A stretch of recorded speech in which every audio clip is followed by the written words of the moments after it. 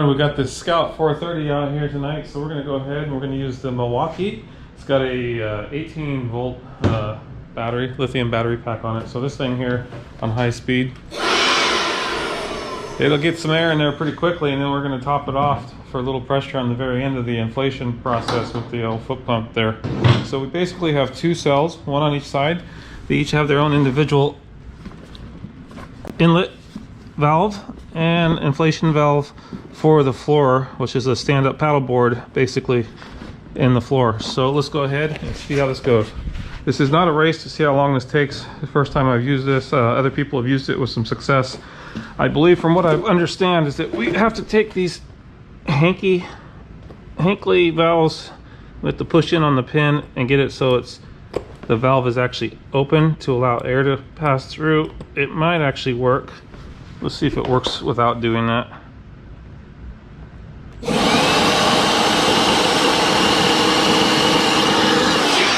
I don't know if it's a little back pressure on that. Let's try opening the valve. Look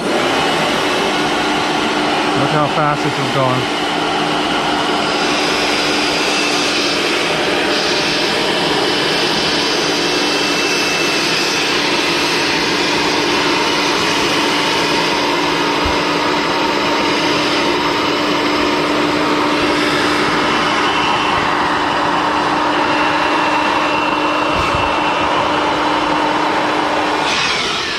And we gotta take and release that valve so the air doesn't sneak back out.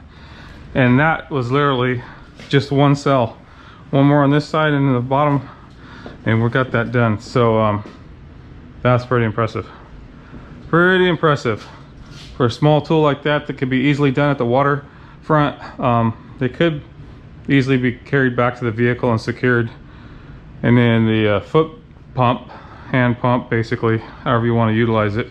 This guy here, or the K-pump, which we also have, could be put on the raft for emergency inflation if we needed it.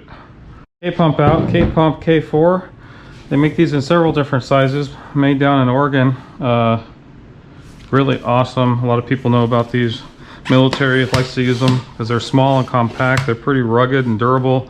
It's like, I think the original design was probably made out of PVC plastic tubes until they actually got their own molding and all this stuff down to a science. So if you're not familiar with the K-pumps, they're another option if you're looking for a hand pump. And you can see how small this one is, and it's got quite a bit of capacity.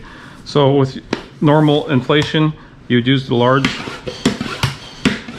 tube here, plunger, and then you can lock it and unlock the other one for a smaller diameter, which will actually give you more pressure to top off and make your cells as firm as you need to. This is some of the pieces that come with the K-pump.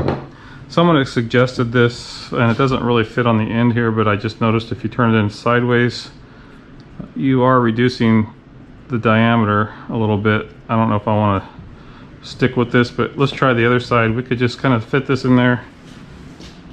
You can see what we got going on here now. And it kind of just sits in there.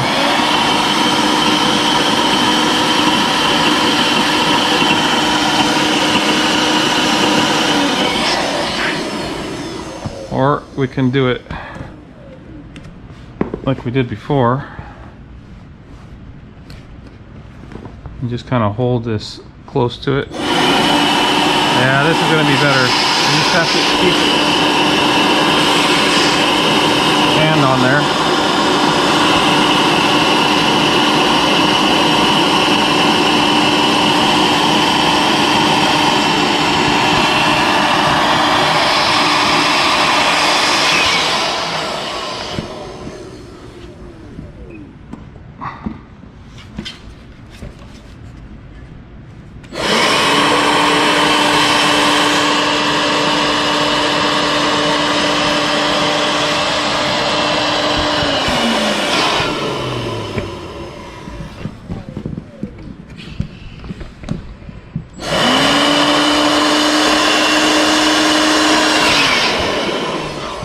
Once again, be very cautious if you're going to use any type of powered inflation on these. You don't want to overpower the tubes and cause a rupture.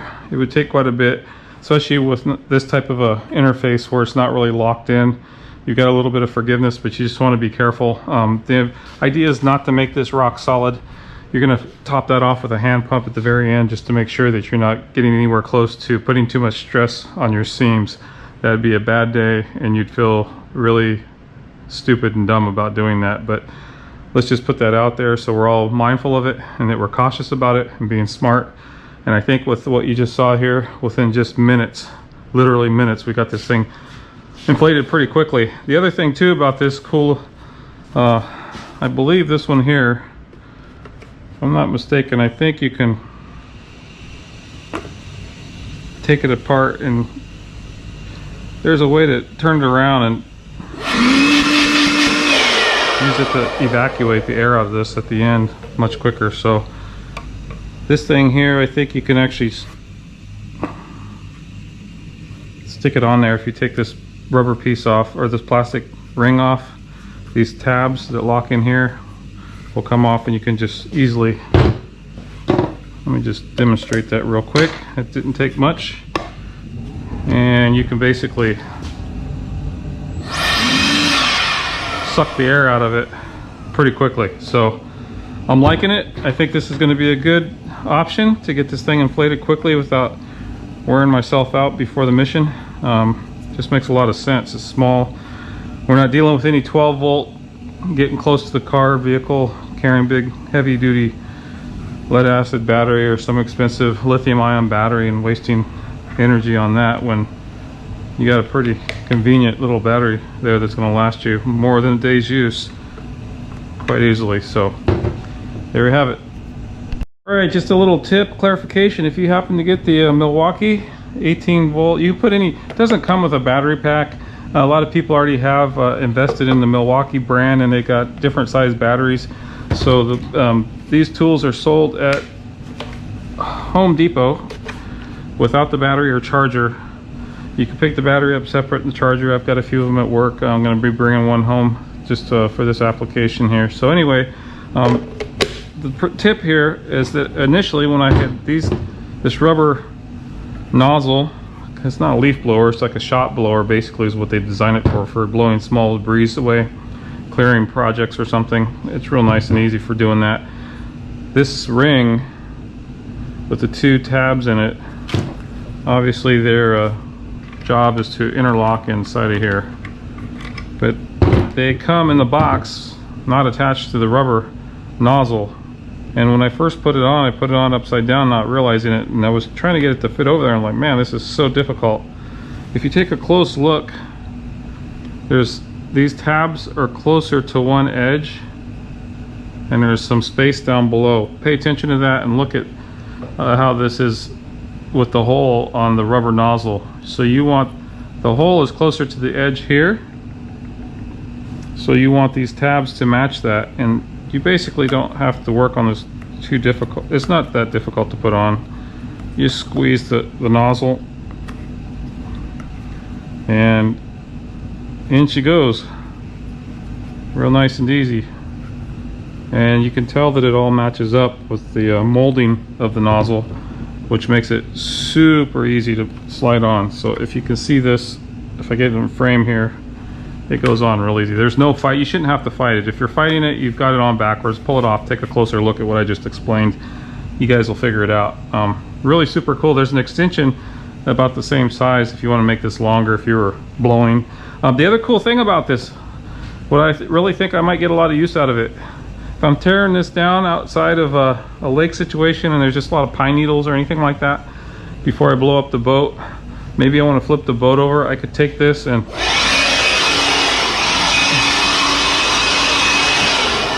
get all the loose stuff off of it before packing it up and putting it back in the bag. So really think this is going to be extremely beneficial, really worth its money. So it's not all that much, but I think it's really going to be a key component here in this whole process. Once again, if we take the K-pump, could use either one. To be honest though, this one here, the K-pump, I like the K-pump. It's really nice. Good, rugged, durable deal. But this one here, actually, you can latch in, and it will lock if you get it right.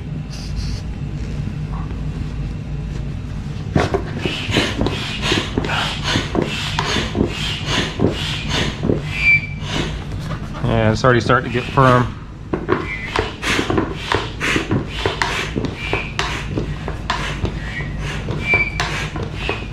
I will probably order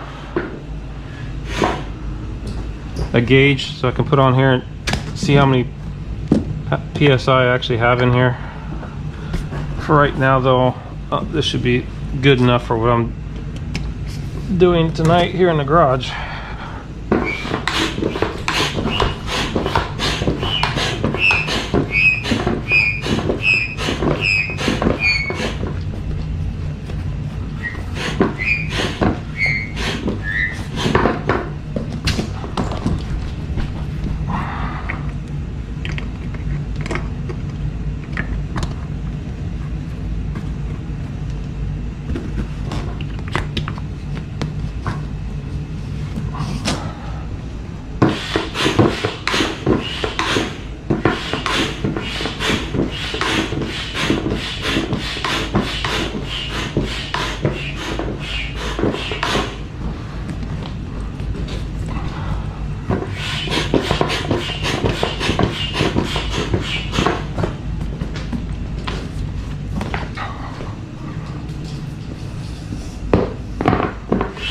To be honest, I kind of like the foot pump because it's got a nice connection on the end here,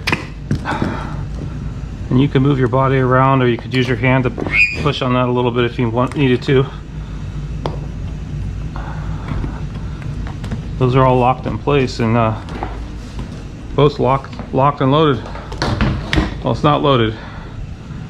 The inflation's locked up though, so that's pretty nice. I mean, I could put a little more in here if I needed to.